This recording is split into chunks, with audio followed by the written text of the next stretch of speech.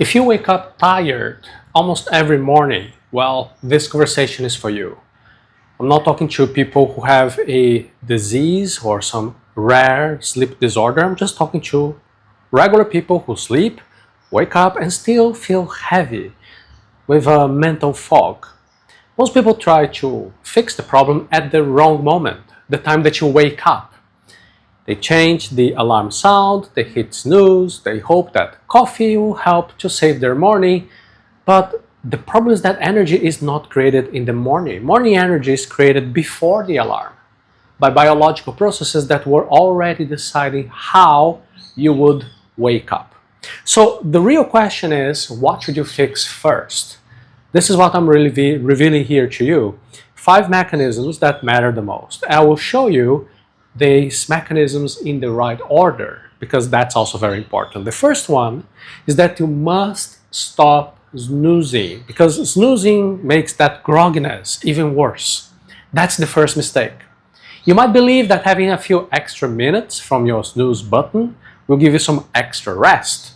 However, the truth is that this will give you extra grogginess. Have you noticed that the second or the third alarm often feels worse than the first one? The sleep researchers call this sleep inertia. Sleep inertia is this heavy, confused, half-awake state that happens when your brain is having a cycle being interrupted, being pulled out of your sleep suddenly. And this is why the snoozing backfires. You don't have enough time to complete a full sleep cycle, but you do have enough time to fall back to sleep and get interrupted again. So each snooze is just giving your brain just another bad interruption. Therefore, from now on, set one alarm only and put your phone, your alarm clock far away, so you must stand up to be able to turn it off. Then stay awake, continue awake, don't go back to bed. Your body needs to know that your morning is actually starting. Okay, so here comes idea number 2. You must wake up at the same time, because your body then can prepare before the alarm. Have you noticed this, that some mornings feel easier to you, even if the amount of the total number of hours was the same? Or sometimes you wake up just a few minutes before your alarm. Well, that is not random. Your body has an internal clock. That is your circadian rhythm.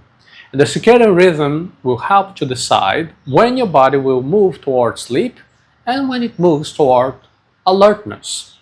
Part of this process includes a rise in cortisol before you wake up. Cortisol helps to prepare your body to become more alert.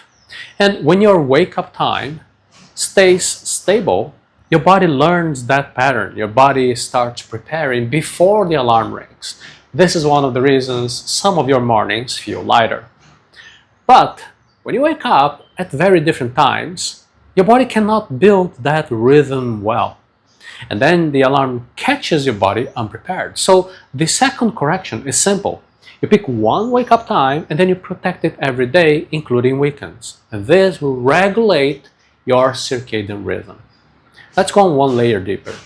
Even a perfect alarm and a stable wake-up time will not save you if your evenings are damaging your next morning. So you must protect your evenings, because your mornings actually begin the night before. What do you do during the evening? Do you just consider your evening like a free time? You can do anything you want as if there is no consequence? That is a mistake. Your morning is being built the night before. Just imagine this. You feel honestly tired at night. Your eyes are already heavy. You want to sleep. Your body is asking for sleep. But then you pick up your phone and then start watching videos, scrolling social media, answering some messages before you go to bed, and suddenly you're not sleepy anymore. Well, did you suddenly recover your energy? Of course not. You just covered your tiredness with stimulation. And sleep researchers use the term sleep pressure. Sleep pressure is the natural tiredness that builds during the day, helps pull you into deeper sleep at night. So what happens when you are flooding your brain with stimulation late at night is that the brain gets the message that there are interesting things going on, they are still happening, and then the brain becomes less ready to sleep, to settle down. Light makes this even worse. Bright screens will destroy your melatonin, which is the signal that your body uses to recognize that nighttime has arrived and sleep preparation has to begin. So there are two problems happening at once. The brain keeps receiving stimulation, and the body receives a weaker signal that it is time to sleep. And that is why you need to change how you behave in the evening. Stop your screens at least 1 hour before bed. 2 hours is even better. Lower the lights of your home, make the room look like nighttime, not like midday. If your evenings are full of stimulation, your mornings will keep feeling very heavy, more than they should. If you want a complete framework to build these better habits and other routines to be able to implement whatever you want, you can access the link arata.se/done. Now let's move to the first minutes after you wake up, because even a better night still needs a better activation sequence. That's point number 4. You must rehydrate and move before your coffee, before your body gets your first activation. After you are there 7-8 hours without drinking water, your body usually starts the morning quite dehydrated. Even mild dehydration can make you be slower and heavier and less sharp mentally. So what should you do first? Drink water before coffee. That's a simple small change that will help your body to be correcting the dehydration that built up overnight. And then you move your body a little bit. You don't need to have an intense workout. Just do 2 minutes of stretch. You can do a few squats, a few jumping jacks. You can walk around your room, walk with intention, because that movement will increase your circulation and tell your nervous system that the sleep phase is over. See, coffee can still have a place. I enjoy my coffee very much. But coffee should not be the first thing to rescue your day with caffeine. When water and movement are there, you don't need to be depending on the caffeine. And now we arrive to the final step. What protects all the other elements from falling apart? You must build a night ritual, because good mornings need a reliable system. Good mornings don't come just from one little trick. Good mornings come from a system. And the part that protects that system is your night ritual. A night ritual is a short sequence of actions that you can repeat in the same order every evening. The goal is not to force sleep. The goal is to make your sleep easier.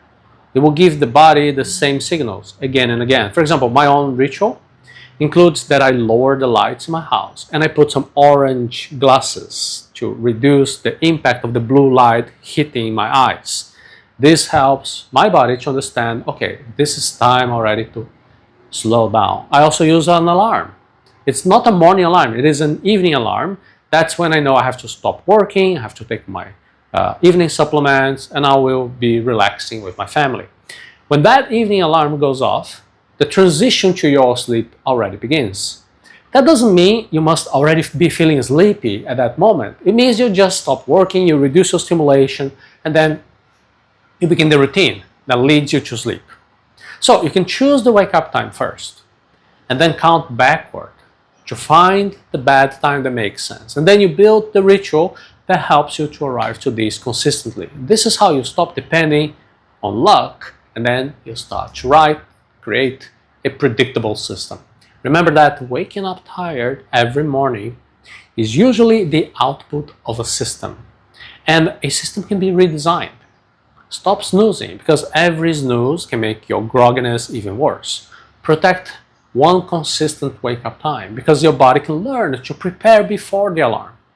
Protect your evenings from stimulation and your brightness, the screens, because your morning begins the night before. And then rehydrate, move before your coffee, because your body needs some activation first. And of course, build a night ritual, because that ritual will protect the entire system. So what did you learn here today?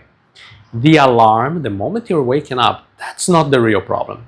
The real problem is the whole chain of signals that are beginning many hours before. So if you fix that chain, one piece at a time, what will happen? You will have so much more energy. You can build a framework with better habits, everything that will help you to have more energy. And you can do that visiting the link arata.se/done.